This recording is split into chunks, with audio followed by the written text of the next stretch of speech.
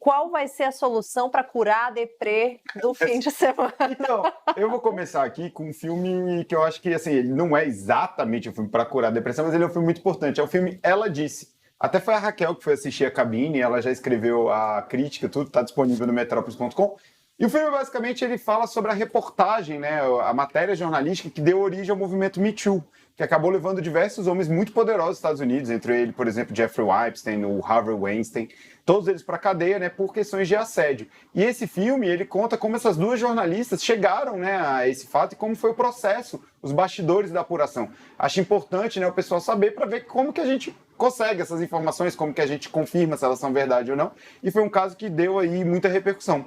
O outro filme que eu acho que pode ser muito interessante, e esse tem um quê de polêmica, é Emancipation, que é com a volta do Will Smith. Né, o Will Smith vai ser o primeiro filme dele que vai ser lançado depois do tapa no Chris Rock durante a cerimônia do Oscar 2022. Esse filme, na verdade, ele era para já ter sido lançado. Só que o pessoal tá vendo aí o pôster e são cenas. Ele já era para ter sido lançado, acontece que seguraram um pouco, teve uma certa apreensão do lançamento, e o Will Smith decidiu que vai lançar o filme, né? Não ele, né? A Apple TV Plus, mais o diretor do filme, que é o Antônio Fuqua, e o Will Smith decidiram colocar esse filme no mercado. Esse filme ele chega como um grande cotado a disputar o Oscar. É mesmo? Mesmo que o Will Smith esteja banido da cerimônia, então é uma situação controversa. O filme narra a história de um homem escravizado conhecido como Pete, e é uma história baseada em fatos reais.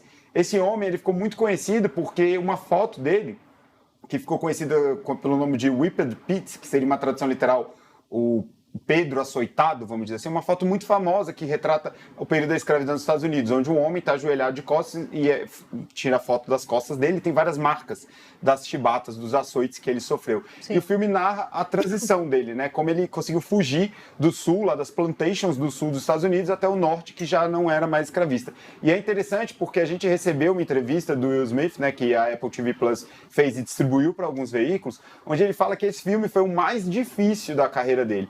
E não por conta do tema em si, mas por conta que ele fala que ele trouxe um quê de thriller de ação. A coisa do escape, do fugir, seria muito forte no filme. Então fica aí a dica para quem tiver Apple TV Plus. Quem não tiver, o Will Smith liberou 2 meses grátis. Então todo mundo pode assinar 2 meses de graça. Né? Assim, assinar de graça, né? Você fica aquele período experimental lá e tem 2 meses aí para assistir Emancipation. E temos também, para continuar aí na vibe... Agora, acho que essa era para ser mais suave, mas não é. Que é o Pinóquio do Guilherme Del Toro. Guilherme Del Toro, que já ganhou pela Forma d'Água, enfim, um diretor muito premiado, está trazendo a sua visão de Pinóquio. Parece muito bonitinho esse Pinóquio, você olha para ele e fala, que legal, vou ver esse filme, deve ser muito legalzinho. Sim, mas você até levar meu filho pequeno. Tá na Netflix. Mas ele também dá pra ver no cinema, mas pode ver na Netflix. Levar meu filho pequeno no sofá de casa. Tá. Não, mas dá pra ver no cinema também. Tem alguns cinemas que estão passando pra questão de Oscar e tudo mais. Sim. Mas o Guilherme Del Toro, ele tem como característica trazer uma coisa sempre um pouco mais soturna, uma coisa um pouco mais...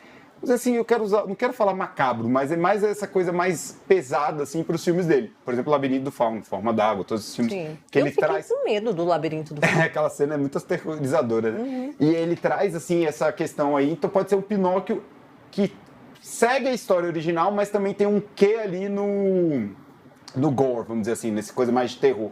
E uma dica que eu não avisei pra ninguém, porque eu tava terminando de escrever a crítica antes de vir pra cá, eu vi ontem o Troll da Montanha, que é o filme mais visto da Netflix no momento. Ah, é? Troll da Montanha. É um filme norueguês e ele é interessante. Sim, não achei maravilhoso, ele tem alguns problemas, ele tenta falar de muita coisa e não fala direito de nada, mas é um aspecto de fantasia muito legal, assim. Tem toda aquela aventura, é uma coisa meio Godzilla, King Kong, tem um troll lá que vai destruir tudo e tipo, um grupo de heróis inusitados precisa se unir pra resolver o problema.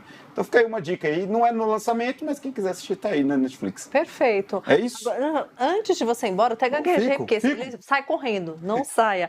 Conte pra gente rapidamente, porque você fez uma série de entrevistas. Isso, exatamente. Né? Chama aí pra gente. Vou dar um spoiler pra vocês, a gente não conseguiu terminar os vídeos, porque aquela confusão toda faz, não faz, e edição aí. Jogo no meio do expediente atrapalha, né?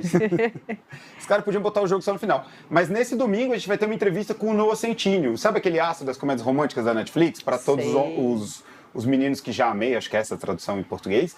E também ele vai lançar a série O Recruta, dia 16 de dezembro. E a gente conversou, teve um papo exclusivo com ele e eu vou dar um spoiler para vocês. ele prefere pão de queijo à coxinha.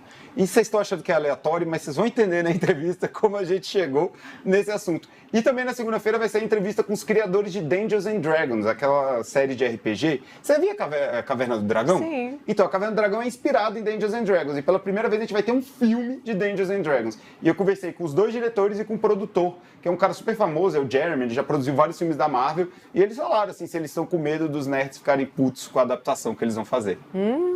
Será? Assim, eu vi algumas cenas, né, e vou dar um spoiler aqui, porque já tá liberado no trailer, vai ter participação da galera da Caverna do Dragão, tá? Então, Uau. vai ter lá, eles vão passar, assim, em alguns momentos você vai ver os personagens. Tem, inclusive, uma cena que é muito forte no... Como é que é o nome daquele que era o pequenininho, que tinha o chifrezinho de Viking? Perguntar pro Que era o que andava com o Uli. Enfim. O Uli, então. Aí vai ter todos esses personagens aí que marcaram. Dá pra ver o Uli também, ele aparece lá no de CGI. Dá pra gente ver várias coisas. Então o filme ele vai pegar muito essa pegada de fantasia e ter um elenco muito grande, com Chris Pine, Hugh Grant e o Regé Jean... Bob. Bob, muito bom, isso mesmo. É Regé Jean Page, que é aquele astro de Bridgerton, que fez o Conde, lembra? Que era todo bonitão, todo ficou chavaré. Ele vai ser um guerreiro nesse filme. Então, ó, tem coisa boa vindo aí. Show. Domingo e segunda aí, vocês ficam de olho aí. É isso aí, nosso portal Metrópolis. Beijo.